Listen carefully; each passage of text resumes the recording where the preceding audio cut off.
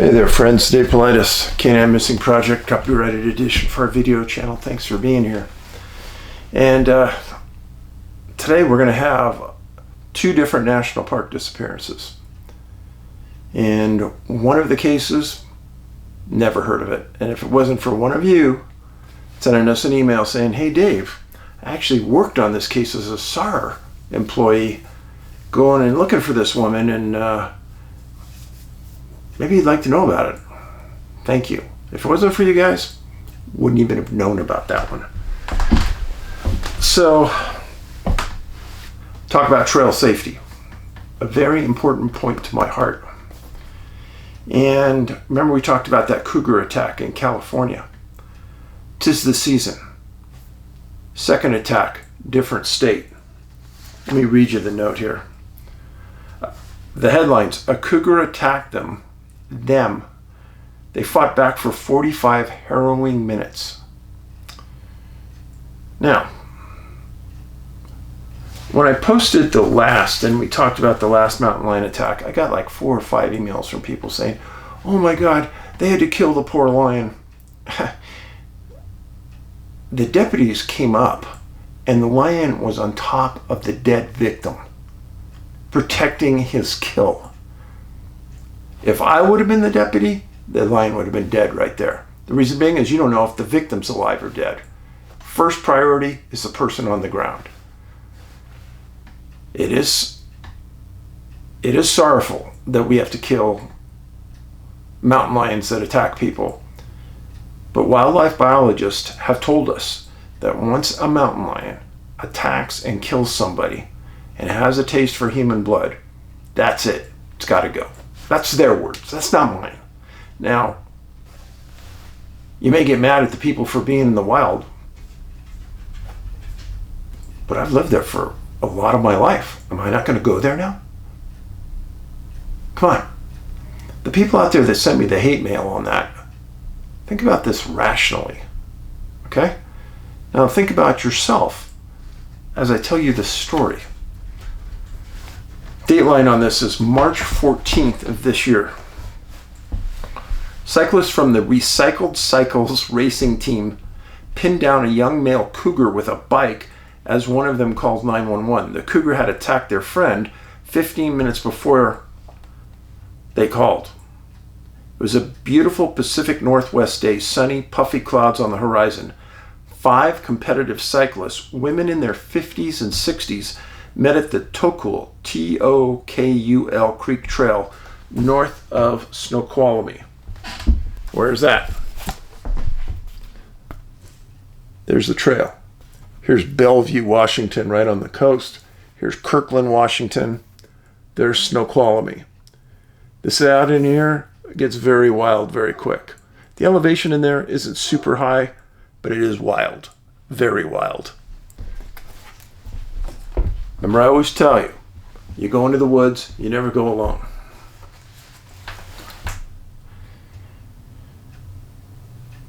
As at the yellow gate before riding into the deep forest, the women took a group selfie. They had no premonition that 19 miles in, a young male cougar would attack one of them, and that they'd spend 45 minutes in the battle. Cougars, wildcats, also known as mountain lions or pumas, are reclusive and tend to stay away from humans. In the Northwest, people who spend time in the mountains know these apex predators may be lurking nearby, but sightings are rare. Even more unusual is an attack on a human.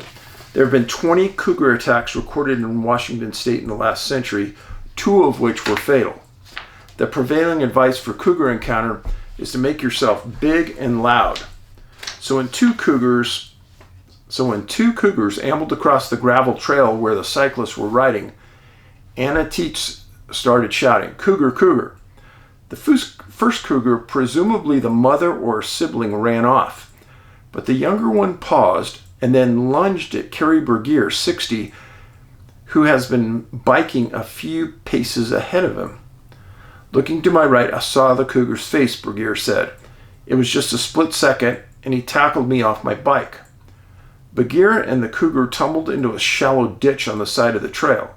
The animal sunk its teeth into Bergier's jaw and pinned her face into the dirt.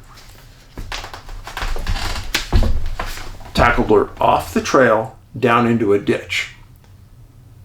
If nobody had seen this, there's a decent chance that woman would have died in that ditch, and that cougar would have ate her right there.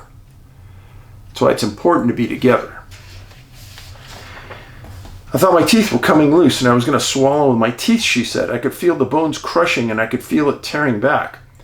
The cougar ripped an earring out of her ear while maintaining a vice grip on her.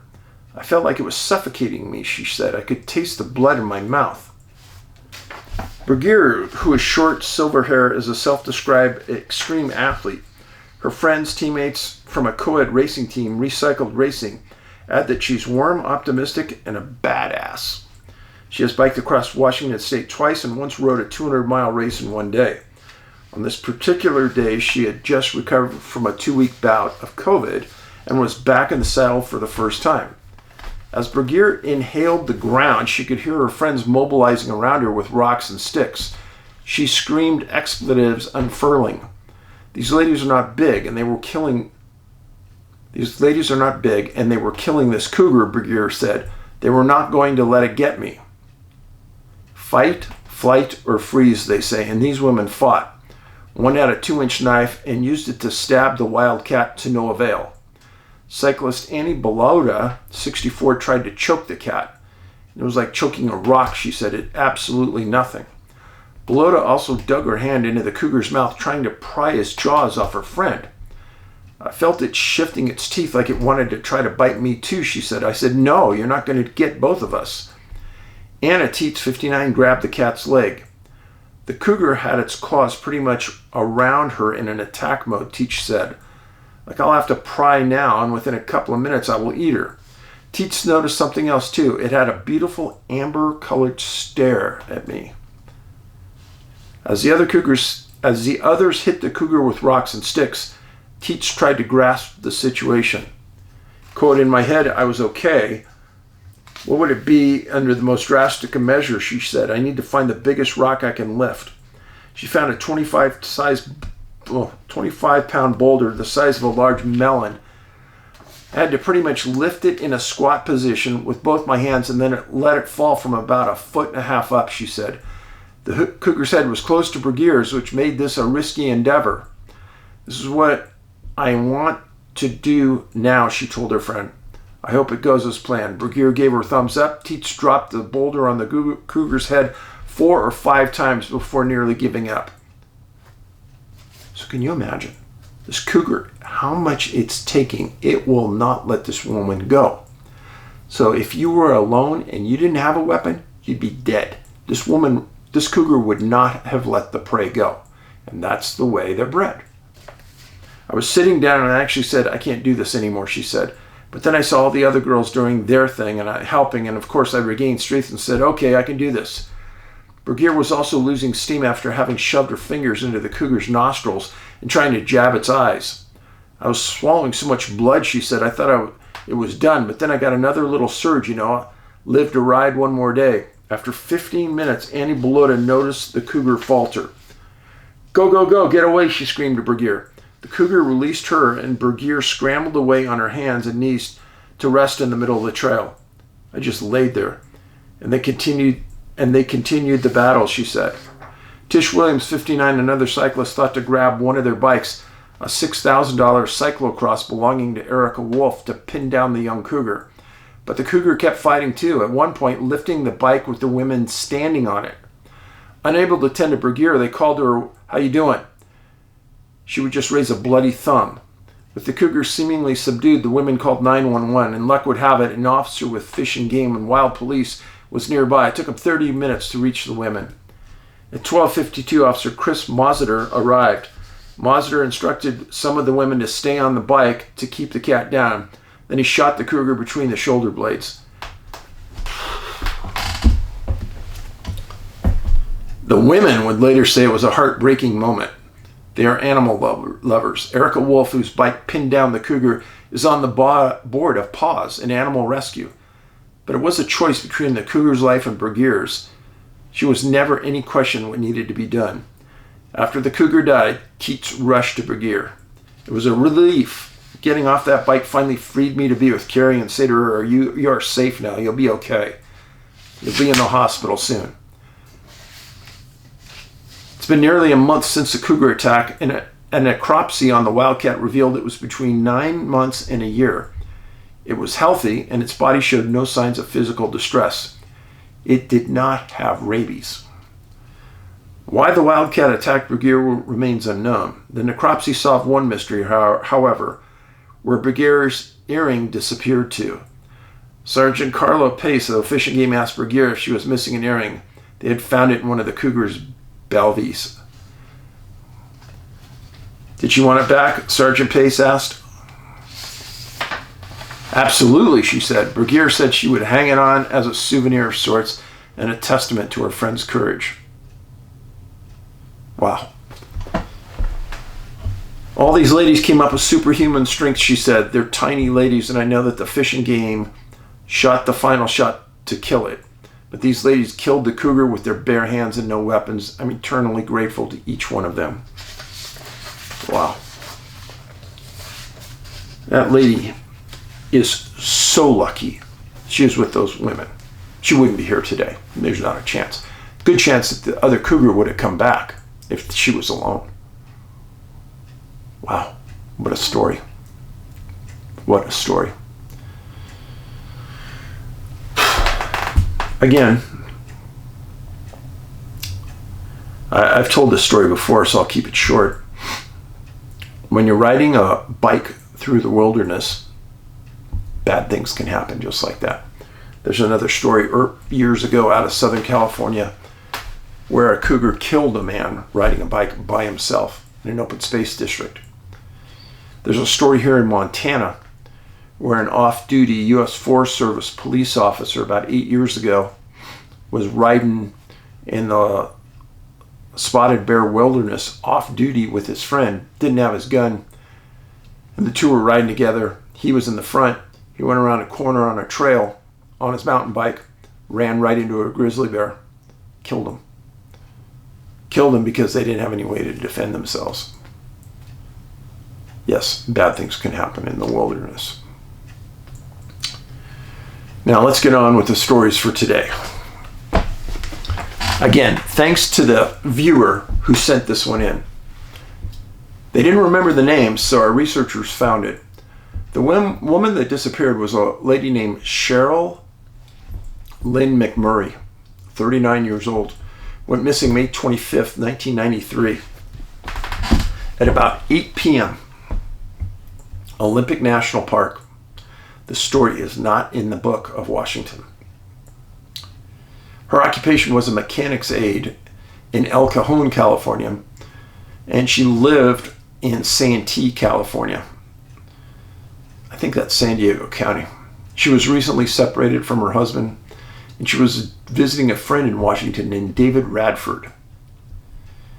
May 25th, Radford and Cheryl decided to go on a hike in the area of Graves Creek Campground, which is where they were staying. They had hiked several other trails, and this one they went on a trail adjacent to Quinault River. And they were hiking around, and David said that she couldn't keep up many of the times, so he had to go real slow. And they got to an uphill section, and she couldn't keep up. And he said, "Hey, I'll get to the top. I'll wait for you." So he got to the top, waited. She didn't arrive. So he walked down the trail, looked around, looked all over, finally went off trail looking, couldn't find anything. It's about 8 o'clock at night, and he ended up calling the National Park Service. They arrived that night. It was too late to search. They turned on the siren, hoping somebody would hear it, namely her. She didn't. So the next morning, they arrived en masse. National Park Service called out a search and rescue. First thing they did was close the campsite. They didn't want any odors out there. And they got 60 searchers and 4 dog teams to come in. And they got a couple of teams to actually walk the Graves Creek Trail, and many of them covered the Quinault River. They were going to use a helicopter, but it had been raining hard the last couple of days, and they couldn't get one in. They eventually did, but they initially couldn't. Well, they searched like that for 3 days. David Radford stayed on scene, helped them. By May 30th, they had nothing. The NPS made a statement, there is no foul play detected. They said that there's a wide trail that follows the Quinault River in Graves Creek. And they said that few of these areas are really dangerous. But they did bring in a dive team to clear the river in the deep holes and the deep holes in the creek. She wasn't there. The exact area of the disappearance was a half mile from the campground along the Quinault River Trail. Now, this is the Graves Creek Trail, one of the trails that they were on, but not the one that she was disappeared on. But this is really close. I will tell you, because I've been here, very green, very lush, almost tropical, but they get a ton of rain in here. And beautiful, absolutely. Spooky, absolutely.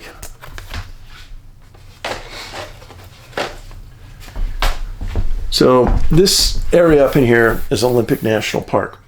This is the far west coast of Washington. This is the Quinault Reservation. This is a place called Lake Quinault, and they disappeared up in here.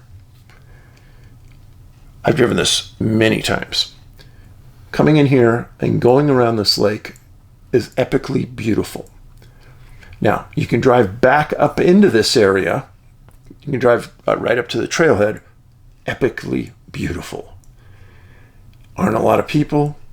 I can tell you it's very spooky, and I'm not kidding you.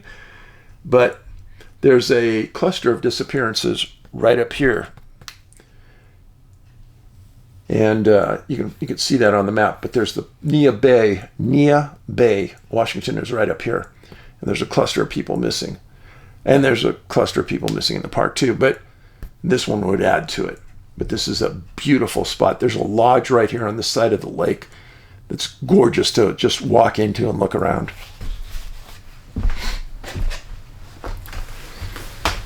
So, foul weather kind of went on and off during this search, wasn't continuous. NPS stated that the chances of finding her alive were diminishing with every hour. The reason being is it's cold, it's near the coast, it's wet. June 4th, the National Park Service was still searching. They put out a public radio plea, and it went on the news as well, TV, that they wanted to talk to anybody that was in the campground May 23rd through the 25th. And they were to call Olympic National Park Communications. And again, this was May 25th, 1993. That's when this happened. So I get it. Now, all search and rescues were terminated on June 8th. Park Service said that they'd go into the area occasionally to still search, but the formal searches were over. Now, they used canines, multiple dog teams. Nothing was found. She disappeared next to a river, but they couldn't find any evidence, like ground breaking away or some skid marks going into the river. None of that was found. Weather, obviously the search was inhibited by the weather. This was in a cluster zone of missing people. It was in a national park. And for long-time listeners, you're going to know this. After I'd written my third book, somebody wrote a story about me in the Huffington Post, and the title was "Don't Be Last in Line." Why is that? Well, because there were a series of stories I wrote early on about people who disappeared who were in a line of hikers, and they were the last one, and they disappeared. Well, same could be said about Cheryl Lynn. She was the last in line, but there was only a couple. She wasn't in line of sight of the first hiker, David Radford. Yeah, never found. And I think that's highly unusual. Extremely unusual. But Olympic National Park kind of has that notoriety. They have a significant number of people that have disappeared. And even the ones that have been found, if you read that book, Missing 411 Washington, even the ones that were found under super unusual conditions, for what it's worth. Now, our website for the book and anything else is NA, like North America, nabigfootsearch.com. Then go to the online store. Oh, I forgot to tell you something. This is important. Oh, here it is. May 3rd through May 4th.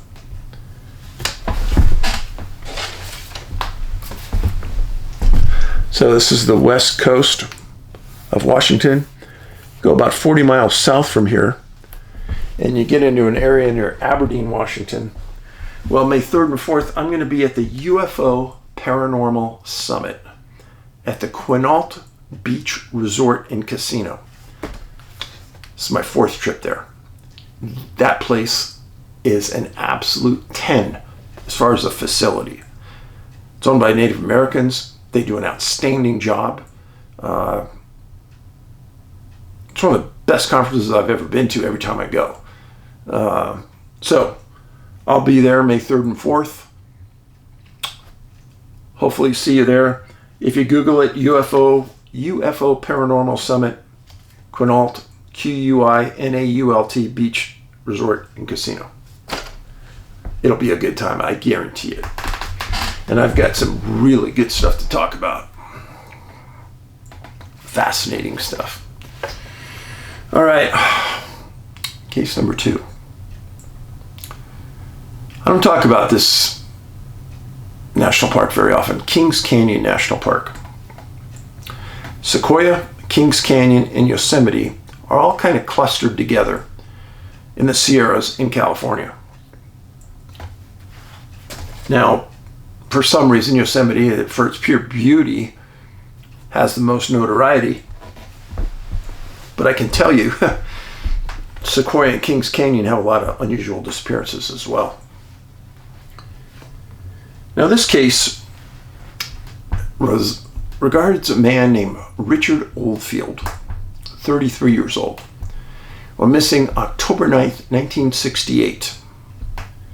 He lived in Bakersfield, California, and he was an oil field worker making good money. So, this is Highway 395 on the eastern side of the Sierra Nevadas.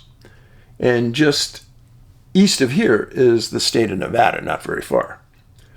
Well, what Richard did is Bakersfield's over in this area, west, way west. He went down, drove around on 395, came up to a city called Independence, and then took the Independence Onion Valley Road to the trailhead and parked. It was a long planned trip that he had made, and his wife knew, and she supported what he wanted to do. But Richard was special. He was like a pro-level photographer. Everybody knew him because of his photography. And he wanted to hike into the area and catch the changing colors of fall. And he was a super experienced hiker. Nobody really worried about him. But remember what I've told you constantly. If you're going to be brave enough to hike into a national park into the backcountry alone, you carry a what? That's right. Personal locator beacon. You do.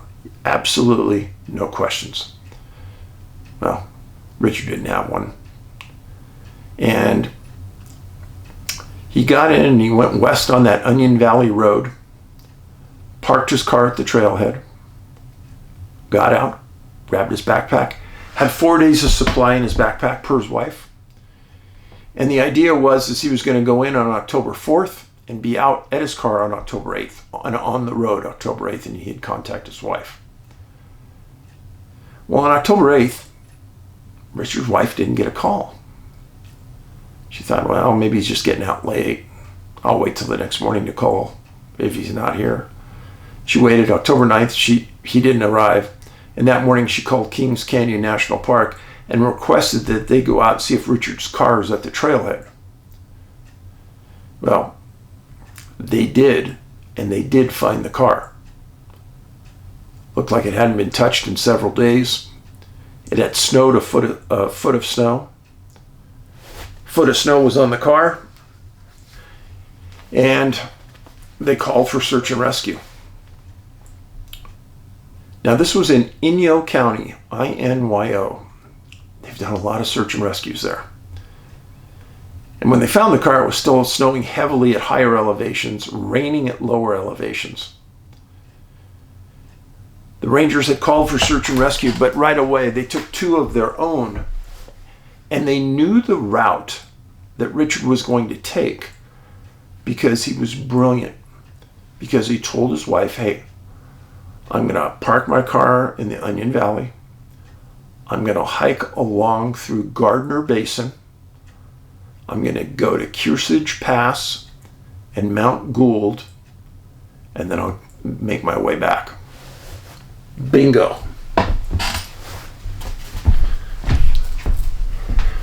Remember what I told you about all these different lakes in an area like that? What did I tell you about that? That's right. Parked his car, he hiked in and went through Kearsarge Pass, went to Mount Gould, and he was coming back. So they knew an exact area he was going. Always do this, folks. Always do it. It could save your life. Well, the ground teams got in there, and they got to Kearsarge Pass.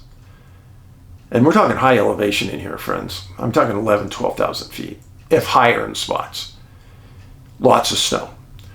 Well, at the pass, Kearsarge Pass, there's a ledger in a metal box. Most of the time, they're ammo canisters from the Army. And there's a ledger in there. You can write a note, sign your name, date and time it. Well, he date and timed it and signed his name.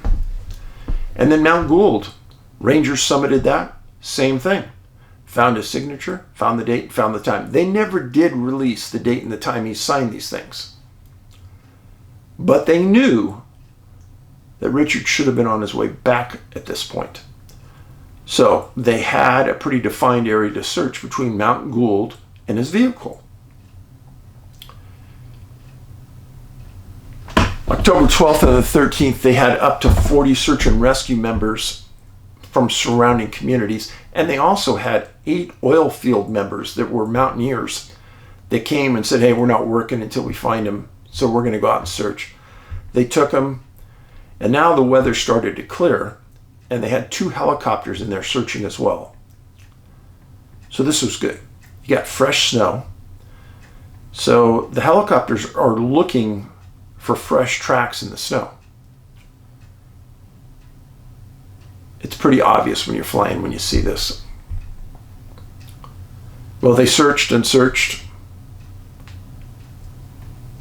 And they searched from the 9th of October to the 13th. They gave it 4 days. And it was the general consensus that they didn't believe he could live any longer than that. Personally, I think that's bull. He was a super experienced mountaineer. He had supplies to live 4 days. Well, you and me could live 30 days as long as we have water. And he had a sleeping bag. I don't know. I think they called it early. And I think they knew that as well. Because on October 16th, the NPS got in a plane and they did what they called a recon flight over the area to see if there was any more new tracks. So hold your taters right there. Why would they terminate the search on the 13th, 14th, and then they're doing a recon flight looking for tracks on the 16th? Yeah. The NPS reported that they would come back after the snow melted because they had had the heaviest winter storms in 50 years. And they said that after the snows melted, this was a very common area for hikers to go into, and the hikers would find the body, probably. Well, at that high country, the snow stays in there till late July and August, sometimes September. Sometimes at the higher elevations, it never leaves. Well, they went through the whole summer. Nobody reported seeing anything. And that's troubling. That's very troubling. Because in a heavy storm, you as a hiker have to get shelter. Easiest place to find shelter is to find heavy boulders and get your way, snuggle in under a boulder, a big one, in your sleeping bag, and just hold tight and wait for the weather to clear. Who knows? He might be there somewhere. We just haven't ever found him. Well, at the end of the summer, Richard had a mom, and her name was Elaine Oldfield, and she lived in San Luis Obispo County in Oso. She was heart-stricken that nobody had found her son, and she worked with the National Park Service to post a $2,000 reward trying to keep people out looking for him. And she knew on the 29th of September that the majority of the people that would go into that area had already left. Summer travelers. But she also knew that her son had gone in there. Late. October 9th. She was trying to push other people to get out there and look. Now, what would you be looking for? Well, there's a few things that will stay forever. The camera and the lenses that he had. He was a pro-level photographer. They're still up there somewhere. He was never found. And Miss Oldfield said she just wanted to bring her son's body home. I understand that. So, different locations altogether. The Kings Canyon Park, Richard Oldfield, that's high elevation, snow. If you're not used to hiking above 10,000 feet, you're going to get wasted quick. The other place at Olympic National Park, that's like a sea level hike. No experience necessary, wide trails. I'd much rather hike where Richard was hiking up a Kings Canyon than go hike the trail in Olympic. I'm telling you, it's spooky. I don't know why. Every time I've gone in there, every time, I just don't feel right. I can't explain it to you, but what do I tell you? Listen to your gut. And most of the time I have gone in there is with people who really knew the area. And so I felt kind of comfortable with them. But those are our two stories for today. And a mountain lion story. Thank goodness that lady was riding with friends, because they saved her life on that bike. In the meantime, this is the kindness revolution. Be nice to people, treat people with dignity and respect, and even the people that are most downtrodden, they're really the ones that need most of that respect and dignity. It doesn't cost you anything. Smiles are very inexpensive. And they return loads of goodwill. Trust me on that. Huck didn't want to come in today. She said she's tired. I'm filming too late. She has to go to bed. Okay, you have a good day. Paulides out.